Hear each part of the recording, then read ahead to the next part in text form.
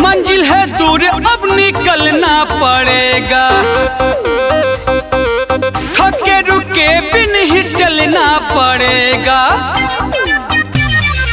मंजिल है दूर अब निकलना पड़ेगा, थके रुके बिन ही चलना पड़ेगा। बीपिया हिडी के कहाँ अब दीवाने चले हो, बीपिया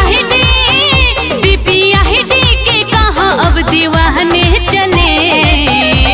सोई हुई कौम को जगाने चले, सोई हुई कौम को जगाने चले, संविधान लोगों को बताने चले।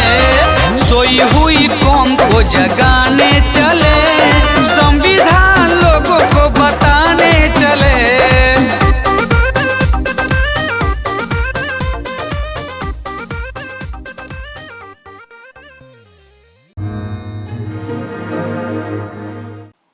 ऊपर दुश्मन है, वो फोटो नहीं आना चाहिए ना, उसको गायब कर देना चाहिए। सम्मानित मंच, प्रिय मूल्यवासी बहुजन साथियों,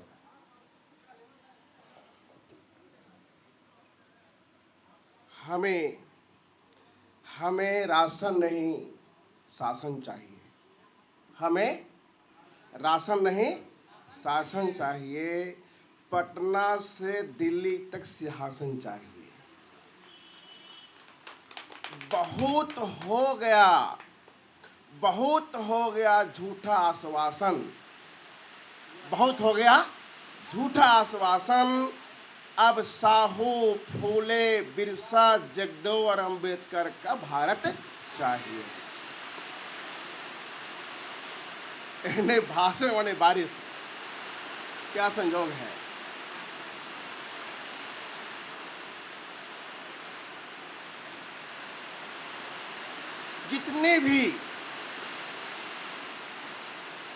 जितने भी पार्टियां हैं वो दो वर्गों का है। एक है एंटीनाधारी, जनेऊधारी,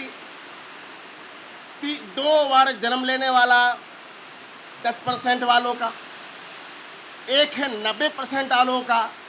ये दो वर्ग है, बैकवर्ड और नॉन बैकवर्ड।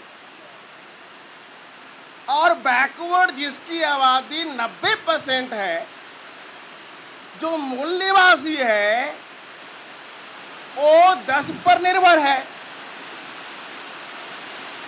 ये बारिश क्या बोल रहा है, हमें रोकने बोल रहा है क्या? आवाज आ रही है।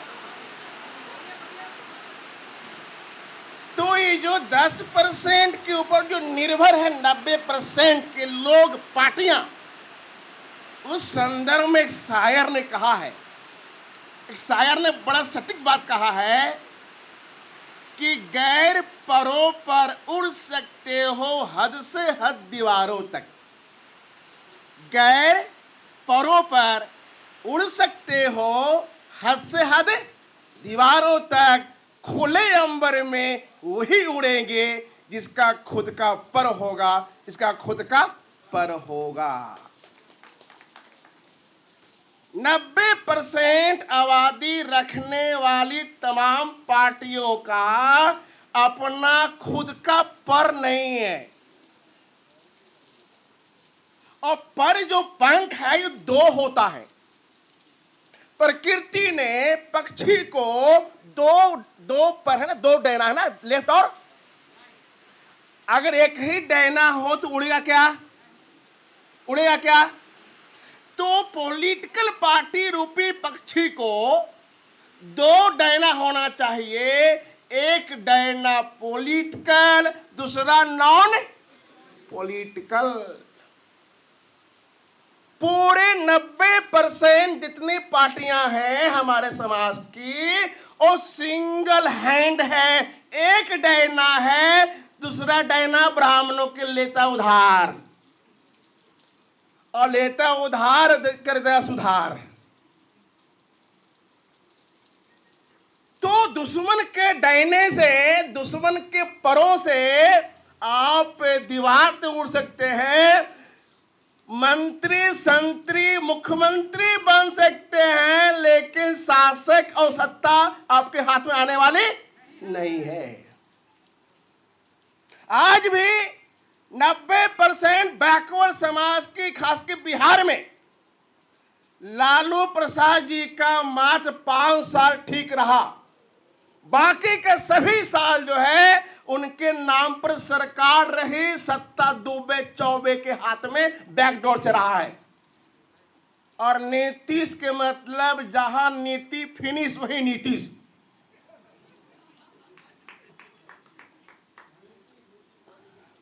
नीति जहां फिनिश वहां एकदम ऐसा मॉडल बिहार को बदनाम किया है कि कोई इसका कैरेक्टर नहीं है, कोई उसका मतलब कोई उसका नैतिकता नहीं है।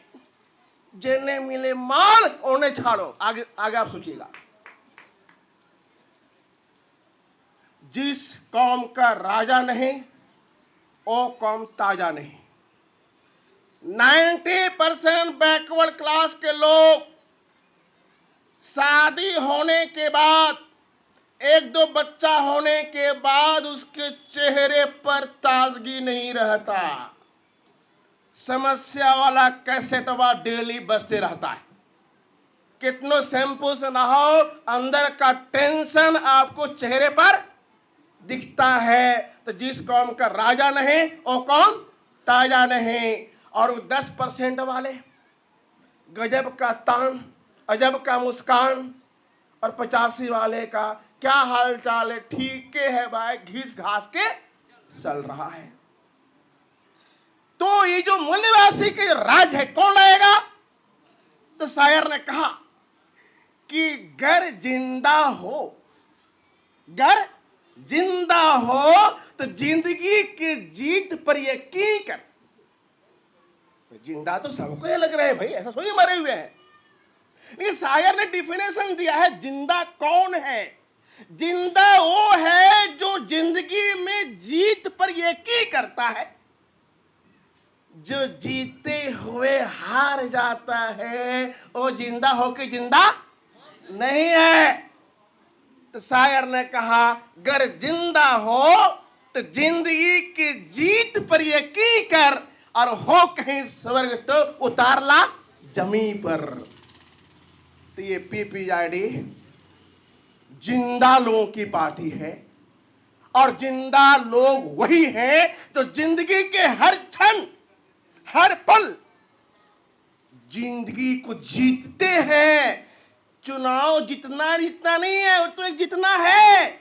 हर क्षण जो जीतेगा वही अंतिम जीत को हासिल कर पाएगा। यानी जो भी टारगेट, जो भी टास्क, जो भी पार्टी आपको बोले झारखंड से 200 आना है तो आना है, नवादा से 100 आना है तो आना है, गया से 100 आना है तो आना है। बोले 100 आया 10, बोले 100 आया 50। इसका मतलब आप अपने जिंदगी में जीत पर यकीन आपको नहीं है, आप जीत नहीं रहे हैं। इसलिए आज के बाद से जो भी कैडर है इस पार्टी का और मूवमेंट का, उसको जिंदगी के हर पल जीतते आना चाहिए। जिंदगी को हम जीतेंगे तभी हम बड़ा जीत को हासिल कर पाएंगे। तो जिसका कौम नहीं, जिस कौम का राजा नहीं वो कौम ताजा नहीं, और जिसका दल नहीं उसका बल नहीं, और जिसका आज नहीं उसका कल नहीं। आज तय करना है कि हम लोग किताब पढ़ते हैं, किताब छपती है, और किताब में लिखा रहता है प्रथम संस्करण, द्वितीय संस्करण, तृतीय होता है ना। ये क्या होता है कि कोई लेखक जब किताब छापता है, लिखता है, और पब्लिश करके जब समाज में आता है तो लोग पढ़ते हैं, और पढ़ने के बाद कमेंट करते हैं, किताब पर कमेंट करते हैं कि इसमें कॉमा है, फुल स्टॉप है, ये लाइन छूटा है, मतलब उसको एडिशन और रिडक्शन होता है। तो जो लेखक है वो सुधार करके सेकेंड एडिशन, थर्ड एडिशन निकलता है ना, ताकि उस किताब में निरंतर सुधार होता रहे तो फूले अंबेडकरी विचारधारा का पहला पॉलिटिकल किताब बहुजन समाज पार्टी, और बहुजन समाज पार्टी से निकला सपा, आरजेडी, जेडीयू, लोजपा, बप्पा मैया बाद में। अगर ना वाम से होता और ना बीएसपी होता तो ये आरजेडी और जेडीयू, लोजपा वार जो सपा दिखाई नहीं पड़ते, क्योंकि अपने बूते पार्टी बनाने और चलाने की कुव्वत हमारे पास नहीं था। ये पैदा किया है हमारे पेरेंट्स संगठन ने। और जब पहली किताब जब आई फील्ड में, किताब प्रयोग में आया, कमियां देखी, एंटीना घुसते गया, पार्टी डाउन होते गया, तो फिर किताब लिखने वालों ने फिर निकाला दूसरा संस्करण, उसका नाम है People's Party of India Democratic. ये दूसरा संस्करण, पहले संस्करण में जो कमी रह गया है, वो खोट रह गया था, उस सब को दूर करते हुए हमने लाया है एक डेमोक्रेटिक पार्टी। एक साथी ने पूछा ग्रुप में, पीपीआईडी का कौन, मैंने क्या बोलता है कि हीरो सुप्रीमो कौन है? मैंने कहा ये पार्टी सुप्रीमो भी नहीं, ये पार्टी लीडरलेस है। ये हर कोई लीडर है, हर कोई लीडर है। इसलिए साथियों, अभी चुनाव है और चुनाव में हमें जाना है। और चुनाव में करना क्या है भाई? चुनाव करना है। क्या करना है? अरे जी, बच्चा पैदा होते चुनाव करते हैं कि नाम क्या रखा, नाम का चुनाव।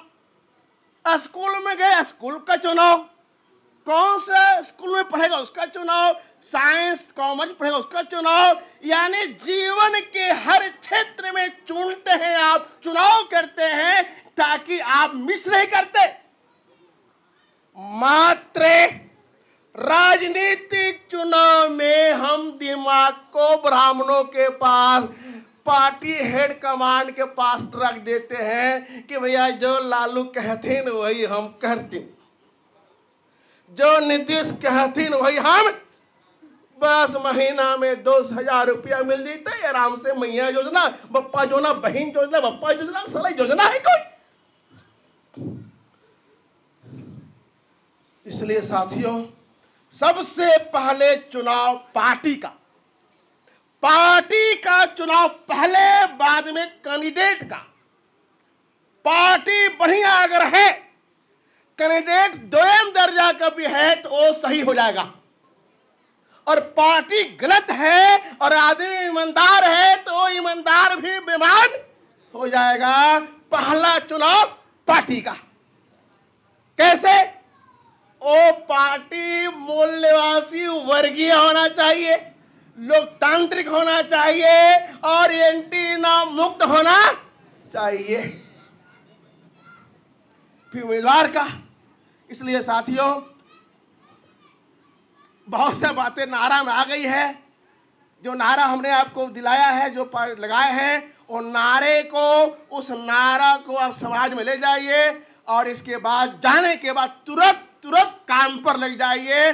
सत्ता बिना चैन नहीं रे, सत्ता बिना चैन नहीं रे, सत्ता नहीं तो आपका अता पता नहीं। धन्यवाद। जय भीम, जय मूल्यवासी।